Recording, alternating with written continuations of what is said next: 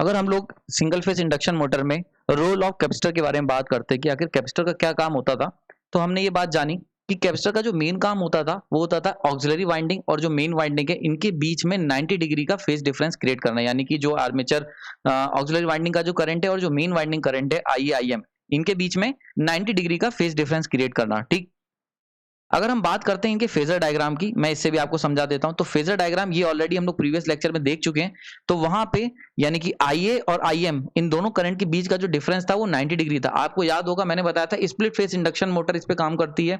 और जो पहली मोटर हमने देखी थी रेजिस्टेंस स्टार्ट मोटर, उसके अंदर ये एंगल लेस देन या मैक्सिमम 30 डिग्री था, जो कि काफी पुअर स्टार्टिंग टॉर्क दे रहा था। इसके लिए हमने कैपेसिटर चुना था और कैपेसिटर स्टार्ट इंडक्शन मोटर के बारे में पढ़ा था, जहां पे थीटा 90 डिग्री था।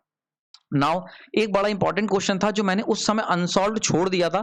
आज इस लेक्चर के हम लोग ये क्वेश्चन को देखेंगे कि कैसे हम लोग सेलेक्ट करें स्पेसिफिक वैल्यू ऑफ कैपेसिटर ताकि हमें 90 डिग्री का फेज डिफरेंस क्रिएट कर सकें। ठीक है भाई, थ्योरेटिकल कहना बहुत आसान है कि थीटा 90 डिग्री होना चाहिए, हम लोग कैपेसिटर लगाएंगे और 90 डिग्री हो जाएगा, पर वो कैपेसिटर की कितनी वैल्यू होगी ये कैसे डिसाइड होगा। तो इसके लिए आज हम लोग इस लेक्चर के अंदर बात करेंगे। मेरा नाम प्रांजल है और आज ये जो पूरा लेक्चर है ये पूरा डेडिकेटेड है कि selecting the value of capacitor, किस तरीके से कैपेसिटर की वैल्यू सेलेक्ट की जाती है।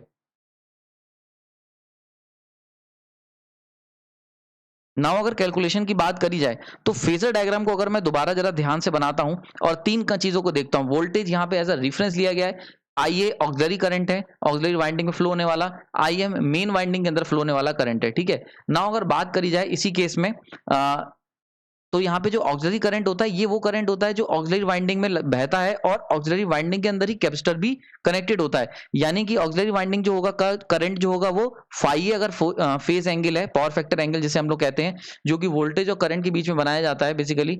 तो IA क्या होगा, लीडिंग होगा। लीडिंग के पीछे रीजन क्या है, क्योंकि हम लोग कैपेसिटर यूज कर रहे हैं और कैपेसिटर क्या करता है, करंट को वोल्टेज से लीड कराता है। वहीं दूसरी तरफ अगर मैग्नेटाइजिंग मेन वाइंडिंग करंट की बात करी जाए तो मेन वाइंडिंग जो होती है आपको याद होगा वो एक इंडक्टिव वाइंडिंग थी। तो इसके अंदर जो फ्लो होने वाला करंट था वो लैग कर रहा था वोल्टेज से, और वो कितना लैग कर रहा था, फाई एम से लैग कर रहा था। फाई एम यहाँ पे क्या है, पावर, दोनों के फाई और फाई एम क्या है, पावर फैक्टर एंगल है। ठीक है, तो दोनों के दोनों क्या है, पावर फैक्टर एंगल। आपको याद होगा मैं पहले ही बता चुका हूँ पावर फैक्टर एंगल क्या होता है, वोल्टेज और करंट के बीच में बनने वाला एंगल होता है। ठीक, अब क्योंकि ऑक्सिलरी वाइंडिंग के अंदर कैपेसिटर लगा हुआ है साथ में, तो इसलिए वो लीडिंग है फाई ए से, और इंडक्टिव एलिमेंट लगे हुए हैं यानी कि प्योर इंडक्टर की तरह या मैक्सिमम इंडक्टिव एलिमेंट जो है मेन वाइंडिंग के अंदर है, तो इसलिए वो क्या है, लैगिंग है। ठीक है, नाउ आगे चलते हैं।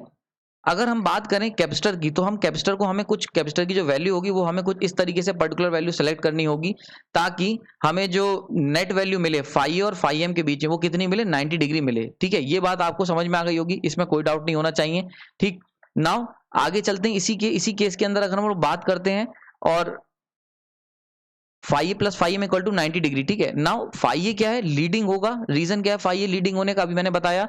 जबकि फाई एम क्या होगा, लैगिंग होगा। नाउ अगर हम फाई ए लीडिंग है और इसे मैं पॉजिटिव फाई ए से रिप्रेजेंट कर रहा हूं और फाई एम आपका लैगिंग है, तो इसे मैं किससे रिप्रेजेंट करूंगा, माइनस फाई एम से रिप्रेजेंट करूंगा। तो इक्वेशन कुछ इस तरीके से बन जाएगी। ठीक है, फाई ए आई भी समझ में आ गया, कॉन्सेप्ट ध्यान से समझो। फाई ए क्योंकि लीडिंग है वोल्टेज से, तो इसे मैं पॉजिटिव एंगल में रिप्रेजेंट कर रहा हूं, फर्स्ट क्वाड्रेंट में। जबकि जो तुम्हारा फाई एम है वो क्या है, लैगिंग करंट है। लैगिंग का मतलब नेगेटिव है, यानी कि फोर्थ क्वाड्रेंट में, इसीलिए इसे माइनस फाई एम से रिप्रेजेंट करा जा रहा है। तो अब क्या इक्वेशन बन गई, जो पहली इक्वेशन थी phi A plus phi M equal to 90 degree होना चाहिए था। अब इक्वेशन क्या बन के आई है कि phi A minus phi M equal to 90 degree. ठीक, तो हम कह सकते हैं हमारे पास जो फाइनल इक्वेशन निकल के आई, phi A minus phi M equal to 90 degree. इसी इक्वेशन का आगे हम लोग सॉल्व करेंगे और इसी से हम लोग फॉर्मूला निकालने की कोशिश करेंगे।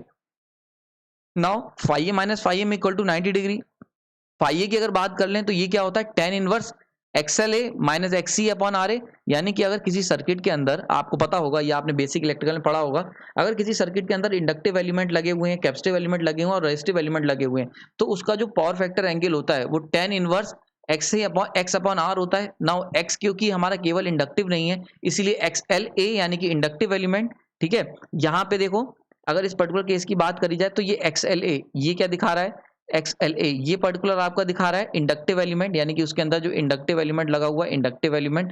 ठीक है, XCA ये क्या दिखा रहा है, ये उसके अंदर लगा हुआ कैपेसिटिव एलिमेंट दिखा रहा है, ये दिखा रहा है आपका कैपेसिटिव एलिमेंट। ठीक है, और ये क्या है, रेजिस्टिव एलिमेंट। ठीक, यानी कि अगर अगर मैं ऑक्सिलरी वाइंडिंग की बात करूं जिसके अंदर कुछ रेजिस्टेंस होगा, प्लस कुछ JXL होगा यानी कि इंडक्टेंस होगा, और साथ में यहाँ पे कैपेसिटर भी लगा होगा, तो JXC माइनस का JXC, ठीक है। तो ये सारी चीजें लगी होंगी। तो अगर इस पर्टिकुलर पार्ट की बात करी जाए और इसमें फ्लो होने वाला करंट अगर IA है, ठीक है, और वोल्टेज V है, तो V और I के बीच में जो फेज एंगल होगा फाई पावर फैक्टर एंगल, वो इक्वल टू कितना होगा, वो इक्वल टू निकल के आएगा tan इनवर्स, ठीक है, XLA ऑक्सिलरी वाइंडिंग का माइनस का XCA यानी कि capacitive reactance of auxiliary winding divide by RA, ठीक है। यहां तक कोई डाउट नहीं होना चाहिए। आई होप जी समझ में आ गई होगी, ठीक है। आगे चलते हैं। इसी तरीके से अगर हम मेन वाइंडिंग के ऊपर बात करें तो मेन वाइंडिंग को अगर निकालोगे तो मेन वाइंडिंग में भी tan इनवर्स XLM माइनस का XCM अपॉन में RM। नाउ यहाँ पे ये क्या चीज है, ये पर्टिकुलर बता रहा है इंडक्टिव एलिमेंट्स, यानी कि ये रिप्रेजेंट कर रहा है inductive element of main winding, inductive element of main winding, ठीक है। मेन वाइंडिंग की बात कर रहे हैं तो यहाँ पे जो M है, यानी कि ये जो पर्टिकुलर M है, ये दिखा रहा है मेन वाइंडिंग को, मेन वाइंडिंग। इसी तरीके से ये जो M है, ये भी क्या बता रहा है, मेन वाइंडिंग। सेम यहाँ पे ये नोटेशन मैंने यूज करा है ताकि आप लोग कभी एरर ना हो, गलती ना हो। वैसे ही यहाँ पे देखो A क्या बता रहा है, A बता रहा है तुम्हारा ऑक्सिलरी वाइंडिंग, ऑक्सिलरी वाइंडिंग को बता रहा है, ठीक है, ऑक्सिलरी वाइंडिंग। ऐसी A यहाँ पे यूज हुआ है और ऐसी A यहाँ पे यूज हुआ है, ठीक है। तो सिंपली आई होप समझ में आ गया होगा। तो फाई ए को हम ऐसे लिख सकते हैं। अगर आपको कोई डाउट है तो आप फर्स्ट ईयर एक बार रिवाइज कर सकते हो, बेसिक इलेक्ट्रिकल कॉन्सेप्ट है, ठीक है, जहां पे फाई जो होता है वो कितना होता है, tan इनवर्स जो फॉर्मूला होता है tan inverse x upon r होता है। अगर सब सीरीज में लगे हुए हैं, ठीक है, तो tan inverse x upon r, ठीक। अगर ऐसा है tan inverse x upon r, तो यहाँ पे x टोटल होता है और x टोटल को हम लोग क्या लिखते हैं, x inductive minus x capacitive, ठीक है। तो रिएक्टिव इंडक्टिव रिएक्टेंस और कैपेसिटिव रिएक्टेंस, इस तरीके से हम लोग इसको रिप्रेजेंट करते हैं, डिवाइड बाई रेजिस्टेंस, ठीक है। तो बिल्कुल वही मैंने यहाँ पे सेमली पुट करा है, कोई फैंसी चीज नहीं की है, ठीक। आइए समझ में आ गया होगा। नाउ अगर आगे चलते हैं तो ये जो फॉर्मूला आया निकल के, यानी कि अगर हम लोग phi A minus phi M equal to 90 degree रखना चाहते हैं तो जो फाइनल फॉर्मूला निकल के आएगा सी को सेलेक्ट करने के लिए, वो कौन सा निकल के आएगा, वो फॉर्मूला आपके सामने है, tan inverse XLA minus XC upon RA minus tan inverse XLM minus XCM upon में RM, ठीक है, इक्वल टू 90 डिग्री। तो ये फाइनल फॉर्मूला हो गया। यानी कि अगर आपसे कहा जाए एक फॉर्मूला जो मैं निकालूं जिससे मैं कैपेसिटर की वैल्यू सेलेक्ट करूंगा किसी भी न्यूमेरिकल में, मतलब कहीं पे भी यूज, अगर मुझे कैपेसिटर यूज करना है सिंगल फेज इंडक्शन मोटर को स्टार्ट करने के लिए विद फेज एंगल 90 डिग्री, तो मैं ये वाला फॉर्मूला यूज करूंगा, ठीक है। एक बात और ध्यान रखना, ये सेम फॉर्मूला यूज कर सकते हो अगर आपसे कहा जाए कि आप कैपेसिटर की वैल्यू सेलेक्ट करो for phase difference theta equal to 70 degree. अगर तुमसे कहा जाए कि कैपेसिटर की वैल्यू क्या लें, अगर हम चाहते हैं कि IA और IM, यानी कि IA और IM के बीच में जो एंगल है वो कितना हो, 70 डिग्री हो, तो यहाँ पे जो मैंने 90 लिया हुआ है ना, इसकी जगह क्या आ जाएगा, इसकी जगह 70 पुट कर दोगे, ठीक है। तो गेट में, अगर तुम्हें गेट में इस फॉर्मूले पे बहुत क्वेश्चन आए हुए हैं, याद रखना मोस्ट इंपॉर्टेंट फॉर्मूला है, इस पे ट्रिपल स्टार मार्क कर लेना, काफी बारी गेट में पूछा गया है। तो अगर गेट का कभी भी क्वेश्चन कर रहे हो तो वहां पे हो सकता है घुमाने के लिए थीटा इक्वल टू 70 डिग्री दे दे, यानी कि मुझे क्या करना है, 90 डिग्री नहीं चाहिए, मुझे 70 डिग्री चाहिए।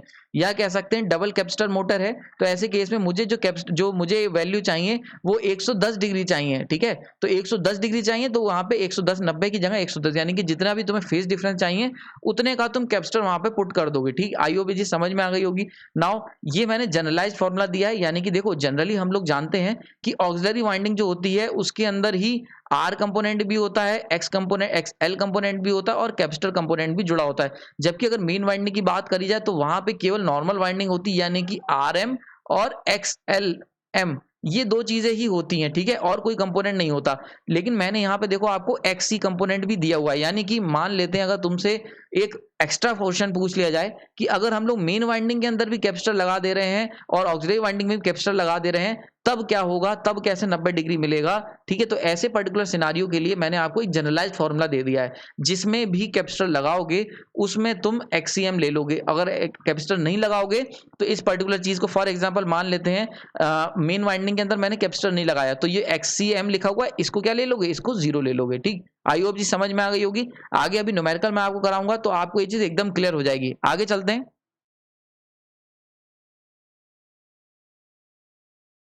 नाउ सबसे पहला न्यूमेरिकल मैं आपको सॉल्व कराऊंगा, बहुत इंपॉर्टेंट क्वेश्चन है ये, नागराज कोठारी का क्वेश्चन है और बड़ा अच्छा क्वेश्चन है, इसके ऊपर हम लोग डिस्कस करेंगे, ठीक। तो सबसे पहले आपको देखो गिवन क्या दे रखा है, सबसे पहले गिवन नोट कर लेते हैं, यानी कि आपको main and auxiliary winding impedance of 50 hertz, ठीक है। तो एफ इक्वल टू दे रखा है 50 हर्ट्ज दिया हुआ है। ठीक है। दूसरी बात क्या दे रखी है, अब देखो मेन वाइंडिंग की सारी बातें बताई हुई, यानी कि तुम्हें मेन वाइंडिंग की बात करिए तो आर एम की वैल्यू कितनी दे रखी, 3 दे रखी है, और जे 2.7 ये क्या होती है, ये होती है रिएक्टेंस की वैल्यू। तो इसको लिख लेते हैं, यानी कि ये हो जाए तुम्हारी एक्स, ठीक है, एक्स एल और मेन वाइंडिंग इक्वल टू कितना दे रखा है, 2.7 दे रखा है। जे मत लिखो, क्योंकि हम लोग यहाँ जब ऊपर नोटेशन यूज करेंगे, जब हम लोग फेज एंगल निकालेंगे तो वहां पे जे यूज नहीं करेंगे, ठीक है। ये हो गया, क्लियर हो गया यहाँ पे। वहीं पे अगर बात करते हैं ऑक्सिलरी वाइंडिंग की, तो एक्स ऑक्सिलरी वाइंडिंग, ठीक है, तो एक्स एल यानी कि इंडक्टेंस ऑफ ऑक्सिलरी वाइंडिंग कितना दे रखा है, 3 दे रखा है, और आर दे रखा है ऑक्सिलरी वाइंडिंग का कितना, 7 दे रखा है, ठीक। इसमें कोई डाउट नहीं होना चाहिए, बहुत सिंपल है। नाउ अभी हमने देखा पीछे, यानी कि अब तुमसे क्या पूछा गया, determine the value of capacitor to be connected in series with auxiliary winding. तो ये बात समझ में आ गई, यानी कि हम लोग क्या कर रहे हैं, कैपेसिटर को लगा रहे हैं, यानी कि एक्सी ए यूज करेंगे, ये हमें निकालना है, क्योंकि ऑक्सिलरी वाइंडिंग के अंदर मुझे लगाना है, ठीक है। और एंगल कितना निकालना है, थीटा इक्वल टू 90 डिग्री का हम अचीव करने की कोशिश कर रहे हैं दोनों वाइंडिंग्स के करंट के बीच में, ठीक है। बस बिल्कुल सिंपल है, जो पुराना फॉर्मूला बताया।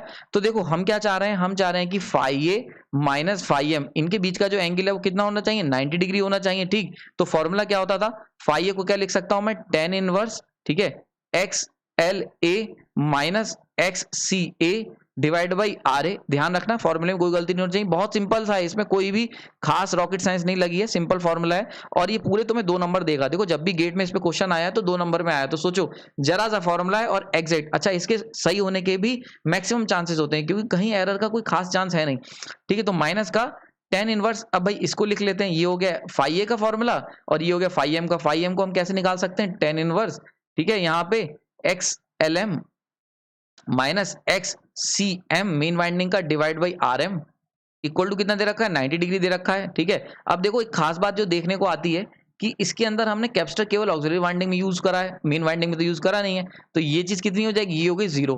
क्लियर हो गया यहाँ पे। तो इसी फॉर्मूले को अगर मैं इसमें वैल्यू पुट करूं तो क्या लिख सकता हूं, मैं लिख सकता हूं tan inverse 3 minus X C divide by 7 minus tan inverse, ये एक्सएलएम की वैल्यू कितनी, 2.7 divide by 3 equal to 90 degree, ठीक है। ये बात समझ में आ गई होगी। ओके, आगे चलते हैं। नाउ अगर हमने ये यहां तक की बात क्लियर हो गई होगी, नाउ वैल्यू पुट कर देते हैं। तो यहां पे हमने निकाला था tan inverse 3 minus X C divide by 7 minus का tan inverse 2.7 divide by 3 equal to 90 degree, ठीक है, ये निकल के आया था। नाउ अब इस पर्टिकुलर ये जो वर्टिकल वैल्यू है इसको आप कैलकुलेटर से सॉल्व करोगे तो ये आ जाता है माइनस का 42 डिग्री निकल के आ जाएगा, ठीक है, इक्वल टू 90। और यहाँ पे कितना है, ये है तुम्हारा टेन इनवर्स 3 माइनस का एक्स सी डिवाइड बाई 7। अब क्या करो, इस माइनस 42 को इधर ले जाओ तो ये एडअप हो जाएगा, एडअप होकर कितना हो जाएगा, 90 प्लस 42 हो जाएगा, इक्वल टू कितना आ जाएगा आपका 132 डिग्री, ठीक है। तो ये 132 हो गया। और यहाँ कितना है, ये है तुम्हारा tan inverse 3 minus X C divide by 7। Now अब टेन इनवर्स है, इसको अगर इधर ले जाऊंगा तो कितना हो जाएगा, 10 में कन्वर्ट हो जाएगा। तो 3 minus X C divide by 7 equal to 10 की वो, और एंगल कितना है 132 डिग्री। नाउ अब टेन थीटा, टेन 132 कितना होता है, तो टेन 132 जो होता है वो होता है माइनस का 1.11, ठीक है, ये कैलकुलेटर से निकाल सकते हो। तो 3 minus X C equal to minus का 1. अब इस 7 को भी इधर भेज दो तो इंटू 7, ठीक है, इसमें कोई डाउट नहीं होना चाहिए, सिंपल सा करा है। नाउ अब देखो minus X C equal to कितना आ जाएगा, 3 minus X equal to minus का 7.77। क्लियर हो गया यहाँ पे। नाउ अब इसी में हम लोग क्या करते हैं, 3 को भी इधर भेज देते हैं। तो minus X C equal to कितना हो जाएगा, माइनस का 7.77 माइनस का 3, यानी कि दोनों माइनस में तो क्या होंगे, ऐड हो जाएंगे, और ऐड होगी निकल के आएगा 10.77, ठीक है, कोई डाउट नहीं होना चाहिए माइनस का। अब देखो ये माइनस साइन और इसका माइनस साइन, देखो क्या होगा, यहाँ पे आएगा माइनस का 10.77 माइनस एक्सी। अब ये माइनस साइन और ये माइनस साइन कैंसिल हो गया, तो अब यहाँ से हम कह सकते हैं जो एक्सी की वैल्यू निकल के आएगी वो कितनी आएगी, 10.77। नाउ बहुत ध्यान से समझते रहना, इसमें कोई डाउट नहीं होना चाहिए। ये देखो ये आ गई कैपेसिटिव रिएक्टेंस की वैल्यू, ध्यान रखना ये कैपेसिटिव रिएक्टेंस क्या है। गेट के अंदर एक ऑप्शन इसका जरूर होगा, पर इसका ऑप्शन अगर आपने टिक कर दिया तो गलत हो जाएगा, ध्यान रखना, क्योंकि आपसे पूछा गया है कैपेसिटर की वैल्यू निकालनी, ना कि तुम्हें कैपेसिटिव रिएक्टेंस की। हमेशा क्वेश्चन को ध्यान से पढ़ना, क्वेश्चन जब भी आपको दे रखा हो तो ये चीज जरूर चेक करना कि उसमें कैपेसिटेंस की वैल्यू पूछी गई है कि कैपेसिटिव रिएक्टेंस की वैल्यू पूछी गई है। यहाँ क्वेश्चन में कैपेसिटेंस की वैल्यू निकालनी थी। नाउ आगे चलते हैं। अब सेम कैपेसिटेंस की अगर वैल्यू निकालनी है तो एक्सी की वैल्यू कितनी निकल के आ गई है, एक्सी की वैल्यू आपकी निकल के आ गई है यहाँ पे 10.77। नाउ एक्सी को मैं क्या लिख सकता हूँ, एक्सी की वैल्यू होती है 1/ओमेगा सी इक्वल टू 10.77, और अगर ओमेगा सी को ऊपर ले जाएं तो ओमेगा सी इक्वल टू 1/10.77, और 1/10.77 कितना होता है 0.092। ठीक, अब ओमेगा की जो वैल्यू होती है ये कितनी होती है 2 पाई एफ। एफ कितना है 50 हर्ट्ज दे रखा था। ठीक है, तो कितना हो गया यहाँ पे 100 इंटू पाई।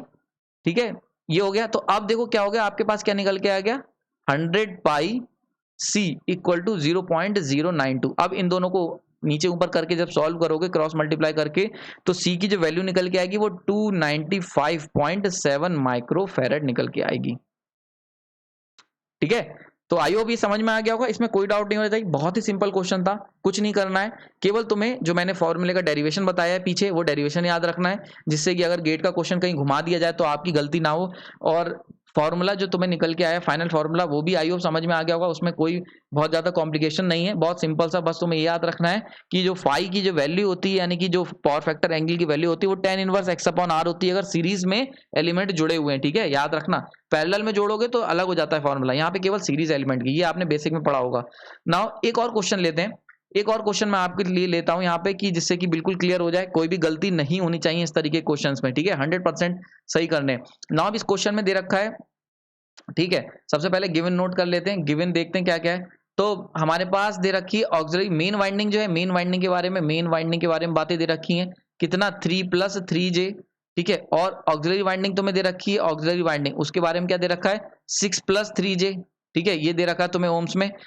ठीक, और what will the value of capacitor to be connected in series with auxiliary. देखो अब कैपेसिटर सीरीज में जुड़ा ऑक्सिलरी के।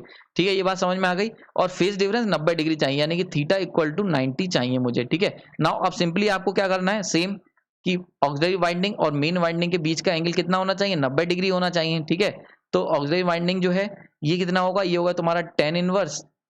ठीक है, tan इनवर्स XLA, यानी कि inductive element of auxiliary winding minus reactance, capacitive reactance of auxiliary winding divide by resistance of auxiliary winding. ठीक है, माइनस का अब φm को क्या लिख सकते हैं tan इनवर्स। ठीक, tan inverse reactive elements of main winding XLM। ठीक है, minus capacitive element of main winding XCM divide by resistive element of main winding. Now XCM क्या है, ये 0 है, क्योंकि हमने क्या करा है, कैपेसिटर देखो यहाँ दे रखा है ऑक्सिलरी वाइंडिंग के अंदर कनेक्ट करा गया है। ठीक है, ना कि किसी और के साथ। तो क्योंकि ऑक्सिलरी वाइंडिंग साथ कनेक्ट करा है, तो बस आप ऑक्सिलरी वाइंडिंग को लोगे, इसको 0 कर दोगे, इक्वल टू 90 डिग्री। ठीक, ये चीज समझ में आ गई। नाउ अब यहाँ पे वैल्यू पुट कर लेते हैं। तो अगर वैल्यू पुट करोगे, वैल्यू पुट करेंगे तो क्या आएगा, तो सिंपली आपका tan इनवर्स वेट, ठीक है, tan inverse 3 minus XC divide by 6। ठीक है, माइनस का tan इनवर्स XLM कितना है 3 था। ठीक है, तो XLM नहीं लेंगे यहाँ पे, 3 डिवाइड बाई 3। ठीक है, इक्वल टू 90 डिग्री। नाउ ये जो पर्टिकुलर हुआ 3 डिवाइड बाई 3, यानी कि ये कितना बन गया, ये बन गया तुम्हारा माइनस का tan इनवर्स 1। ठीक है, 1 आ गया यहाँ पे, और ये कितना आ गया, ये ऐसे ही रहेगा tan inverse 3 minus XC divide by 6। ठीक है, इक्वल टू 90 डिग्री। ठीक है, इसमें कोई डाउट नहीं होना चाहिए। अब ये जो होता है 1, ये कितना होता है 45 डिग्री होता है, तो ये हो गया माइनस का 45 डिग्री इक्वल टू 90 डिग्री, और ये ऐसे ही रहेगा tan इनवर्स 3 माइनस का XC डिवाइड बाई 6। कोई डाउट नहीं होना चाहिए, देखो सिंपली करते चले जाना है। नाउ अब इस 45 को इधर ले जाओ, तो ये कितना हो जाएगा 90 + 45, यानी कि 135 डिग्री हो गया ये 135। अब tan जो है इसको भी इधर ले जाओ, तो ये कितना हो जाएगा, तो 3 minus XC divide by 6 equal to tan 135 degree. ठीक है, बहुत सिंपल है। tan को इधर ले गए तो tan इनवर्स था, यहाँ जाके tan हो जाएगा। ठीक, तो अब इस केस में कितना आ जाएगा 3 minus XC divide by 6 equal to, अब tan 135 की जो वैल्यू होती है वो कितनी होती है उसको निकाल लेते हैं, तो वो होती है -1 होती है। सिंपल, ये बहुत ही सिंपल है। 10, ठीक है, tan 135 की वैल्यू कितनी हो गई -1 हो गई। नाउ इस 6 को इधर ले जाओ, अगर इस 6 को इधर भेज देंगे तो ये वैल्यू कितनी हो जाएगी -6 हो गई। नाउ अगर यहाँ से देखें तो 3 माइनस XC इक्वल टू -6, 3 को भी इधर ले जाओ तो क्या होगा, अब XC की जो वैल्यू होगी वो कितनी निकल के आ गई, XC की वैल्यू आ गई तुम्हारी -9, माइनस XC इक्वल टू -9। ठीक, अब यहाँ माइनस माइनस साइन कैंसिल कर दो, तो XC इक्वल टू 9 आ गया। नाउ कैपेसिटिव रिएक्टेंस 9 आ गया निकल के। ठीक है, अभी भी कैपेसिटर की वैल्यू निकल के नहीं आई है, जो मैंने बताया था, ध्यान रखना ये चीज। ठीक है, कैपेसिटिव रिएक्टेंस आ गया है 9। अब हम लोग निकालते हैं कैपेसिटेंस की वैल्यू, तो XC इक्वल टू 9 है, तो XC कितना होता है 1/ओमेगा C होता है, इक्वल टू 9 है। इसको ऊपर ले जाओ तो ओमेगा C इक्वल टू 1/9 हो गया। ओमेगा सी की वैल्यू कितनी होती है 2 पाई एफ होती है, एफ कितनी है 50 हर्ट्ज है, तो कितना हो गया ये 100 पाई सी इक्वल टू 1/9। अब इनको क्रॉस मल्टीप्लाई करोगे तो सी की वैल्यू कितनी निकल के आएगी, तो सी की वैल्यू आपकी निकल के आएगी 3.5 इंटू 10⁻⁻⁴। ठीक है, ये आ गई तुम्हारी फेराड में निकल के। नाउ जनरली कैपेसिटर की जो वैल्यू होती है वो माइक्रो फेराड में होती है, तो आप जानते हो माइक्रो फेराड में क्या होता है, आपको ऊपर नीचे 100 से मल्टीप्लाई कर दोगे तो आंसर आ जाएगा। तो ये कितना निकल के आएगा 350 इंटू 10⁻⁻6 फेराड। और इसको मैं क्या लिख सकता हूँ, इसको मैं लिख सकता हूँ C equal to 350 micro farad. ठीक है, तो आई होप ये लेक्चर समझ में आ गया होगा, इसका आंसर सॉल्यूशन क्लियर हो गया होगा आपको, इसमें कोई डाउट नहीं होना चाहिए। सिंपली तुम्हें इतना याद रखना है कि आपने जो फेज डिफरेंस लिया है वो कैसे निकाला है। इस लेक्चर को अगर नहीं समझ में आया दोबारा देख लेना, बहुत ही सिंपल तरीके से मैंने समझाने की कोशिश की है। इसके ऊपर जब न्यूमेरिकल आते हैं, आप किसी भी बुक में ये क्वेश्चन सॉल्व करोगे तो वहां पे कई तरीके से कॉम्प्लिकेटेड कर दिया जाता है। ठीक है, जब तुम इसको क्वेश्चन सॉल्व करने के देखोगे तो वो समझ में नहीं आता और गेट में क्वेश्चन भी गलत होने के चांसेस बहुत हो जाते हैं। लेकिन मैंने इस लेक्चर के अंदर तुम्हें बहुत ही सिंप्लीफाई तरीके से बताने की कोशिश करी है। ये जो तरीका है इससे आप कोई भी गेट का क्वेश्चन लगाओगे उसका एग्जैक्ट 100% सही आंसर आएगा, बशर्ते तुम कैलकुलेशन सही करना। बेसिक कैलकुलेशन है, कोई भी हाईफाई नहीं है, ना ही मैंने यहाँ पे किसी तरीके का फेजर डायग्राम और ये सब यूज करा है। ठीक है, तो इसीलिए ये जो मैंने टेक्निक बताई है, तरीका बताई है, one of the simplest method है कैलकुलेट करने का। ठीक, तो आई होप ये लेक्चर आपको समझ में आया होगा। अगर ये लेक्चर आपको पसंद आया तो लाइक करें, अगर आपको कोई डाउट है तो कमेंट सेक्शन बता सकते हैं। ठीक है, और आपने अपना कीमती समय दिया उसके लिए धन्यवाद।